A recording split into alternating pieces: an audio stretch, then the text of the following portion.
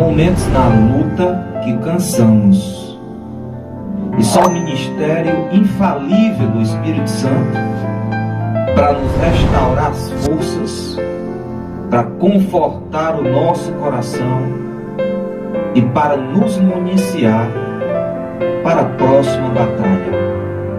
Os guerreiros de Deus nunca vivem desocupados. Não tiramos férias. Deus tem nos chamado para uma vida de aprendizado, para uma vida de treinamento, e alguns são chamados para treinamentos avançados regularmente, provações severas, tentações difíceis de resistir, ventos contrários, desgastes emocionais, mas todas essas pessoas vão aprendendo dia após dia a dependerem de Deus, a dependerem do Espírito Santo, que consola, que ilumina, que nos fortalece para a realização da vontade de Deus na terra. Deus tenha misericórdia de cada um de nós e nos sustente com espírito voluntário. Que o nosso desejo seja vencer para a glória de Deus. Que o nosso desejo seja agradar a Deus na beleza da sua santidade, honrá-lo. Que o desejo do nosso coração seja investir a nossa existência passageira na realização da vontade do Pai Celeste, através das nossas escolhas e também nas guerras em que nos envolvemos. Tomemos posse das promessas divinas.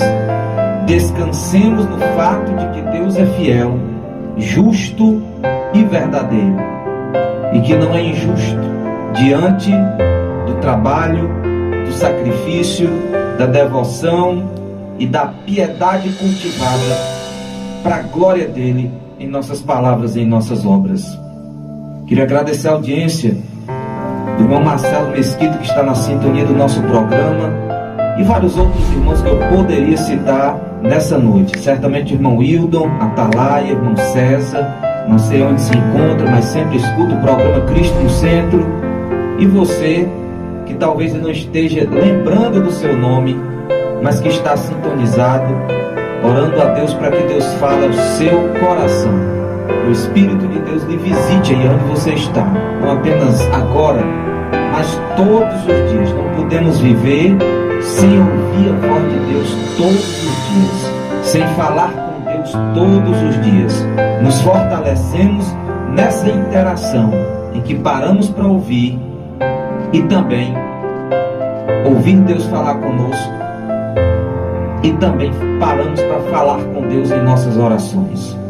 Eu quero ler uma passagem que se encontra no Evangelho de Lucas, capítulo 17, apenas o versículo 1. É um texto conhecido, mas queria compartilhar nesses minutos que ainda nos restam. Jesus disse aos seus discípulos: é inevitável que aconteçam coisas que levem o povo a tropeçar, mas ai da pessoa por meio de quem elas acontecem. Tem uma outra versão que diz que é inevitável que venham escândalos. O significado de escândalo nesta passagem é exatamente tropeço, algo que leve outras pessoas à derrota espiritual. Jesus disse que os escândalos seriam inevitáveis, mas que os causadores de escândalos não ficariam impunes. Porque os escândalos, eles contribuem para entristecer a fé de alguns. Os escândalos contribuem para alguns desanimarem, para alguns retrocederem, para alguns se abaterem espiritualmente, os escândalos trazem prejuízo à obra de Deus, trazem descrédito para a pregação da palavra de Deus no mundo, a mensagem de Jesus para as pessoas. Às vezes, as pessoas para quem nós testemunhamos e diante das quais representamos Cristo e o seu Evangelho, muitas vezes a única Bíblia que elas leem é exatamente o Evangelho na nossa vida. Às vezes as pessoas não fazem leituras periódicas da palavra, mas fazem leituras constantes da nossa vida. Por isso que homens e mulheres de bom testemunho, eles já fazem uma recomendação à fé cristã através das suas obras, mesmo que às vezes fiquem em silêncio. Às vezes o Evangelho que fala mais alto não é o que nós pregamos com os nossos lábios, mas é o Evangelho vivido, demonstrado em nossas escolhas, em nossa vida prática, em nosso estilo de vida, em nossa conduta, em nosso comportamento. Mas Jesus disse para os discípulos que os escândalos seriam inevitáveis, e com o advento das redes sociais, muitas coisas feias, muitas práticas ímpias, muitos comportamentos cristãos antiéticos, chocantes, abomináveis, têm vindo à tona, e os mais fracos na fé têm se entristecido, têm se abatido espiritualmente.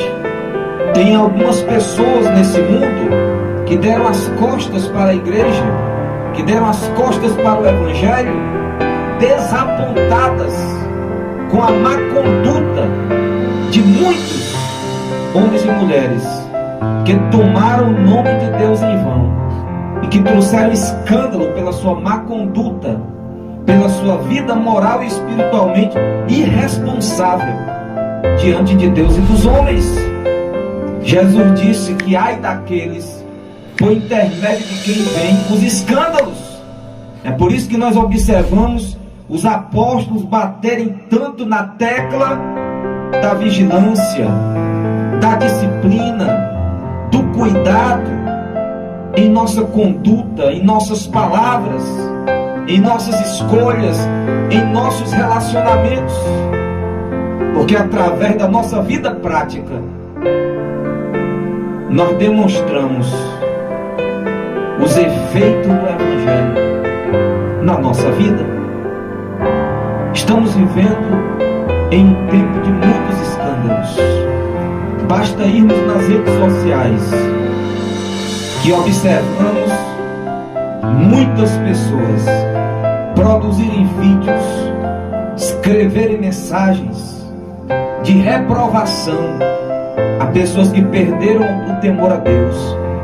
Alguns deles até de alta patente eclesiástica, mas que fracassaram pela falta de vigilância, subestimaram Satanás e a sua própria natureza carnal e foram para a lona, foram para o chão, foram para o pó e se tornaram uma pedra de tropeço, porque alguns caem e não reconhecem, alguns fracassam e em vez de chorarem, em vez de sentirem remorso, em vez de se arrependerem, perdem a sensibilidade, se tornam cínicos e uma demonstração ambulante de pessoas sem reverência e sem temor a Deus. É nesse tempo que nós estamos vivendo. Muitos têm caído, muitos têm fracassado espiritualmente, e o inimigo tem rugido procurando a quem possa tragar. E você pode estar se perguntando: o que eu posso fazer para evitar me tornar um escândalo, me tornar uma pedra de tropeço?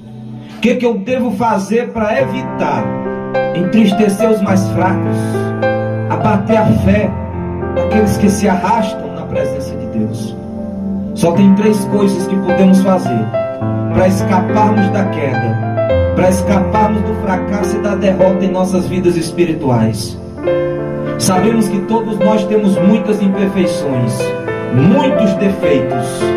Somos uma matéria-prima bruta que precisa de lapidação constante. Mas a mudança da nossa vida não acontece sem nos submetermos ao Espírito Santo, que é só quem pode nos mudar de dentro para fora. E existem 3 condições para que essa mudança aconteça e para que vivamos em pé diante de Deus e diante dos homens, para a glória do Senhor. A primeira coisa, olharmos para Cristo, o autor e consumador da fé. Quando escutarmos as más notícias de escândalos acontecendo próximo ou longe de nós, escândalo causado por grandes ou por pequenos, por pessoas públicas ou por pessoas anônimas, o que devemos fazer? Deixar a nossa cruz? Dar as costas para o Espírito de Deus? Para o povo de Deus? Não, mas olhar para Cristo, o autor e consumador da nossa fé. Jesus deve ser a nossa inspiração 24 horas por dia. Quem olha para Cristo é transformado e é sustentado até o fim. Segunda coisa que podemos fazer: mortificar a nossa natureza carnal, mortificar as nossas paixões, lutar contra nós mesmos, decidir vencer a nós mesmos, dizer não para a nossa natureza carnal, para o nosso ego, para a nossa natureza decaída. Se for preciso jejuar, jejuns. Se for preciso orar fora do comum, orações fervorosas, orações de guerra. Se for preciso nos separarmos de certas pessoas, romper certas amizades, abandonar certos hábitos, romper certas práticas, tudo vale a pena fazer para não perdermos a conexão com o Espírito Santo, para não sairmos da presença de Deus. E em último lugar, nós podemos cuidar do nosso coração. Sobre tudo que se deve guardar, guarda o coração, porque dele procede a saída da vida. Diz Salomão: na hora que formos ofendidos, temos que tratar logo da ofensa e não deixar que as ofensas se transformem em raiz de amargura que venha contaminar outros que estão ao nosso redor. Se vem pensamentos pecaminosos, dardos inflamados do maligno na nossa mente, que devemos fazer? Colocar essas setas inflamadas dentro da palavra de Deus, encharcar a nossa mente com a palavra de Deus, que é água, para apagar o fogo da tentação. É assim que venceremos, é assim que permaneceremos de pé diante de Deus e dos homens. Paulo diz: quem está em pé, veja que não caia. O cristão mais fraco, ele pode permanecer de pé diante de Deus e dos homens, se ele todos os dias olhar para Cristo, se ele lutar titanicamente contra si mesmo e jamais desistir, e se ele ou ela cuidar constantemente do seu próprio coração. Deus nos chama para sermos homens e mulheres vencedores e campeões nessa luta diária, até chegarmos em casa, nessa luta constante contra o pecado que habita fora de nós e no nosso coração, contra Satanás, o Deus deste mundo, e contra esse mundo que jaz no maligno. Deus tenha misericórdia de nós. É tempo de buscar ao Senhor. Estamos chegando ao final do nosso programa. Deus o abençoe, lhe fortaleça, se fortaleça em Cristo e na força do seu poder. Estejamos sempre, todos os dias, no esconderijo do Altíssimo, porque quem vive nos pés do Eterno jamais se prostrará diante de Satanás e do pecado. Que Deus o abençoe, uma boa noite e a paz do Senhor a todos.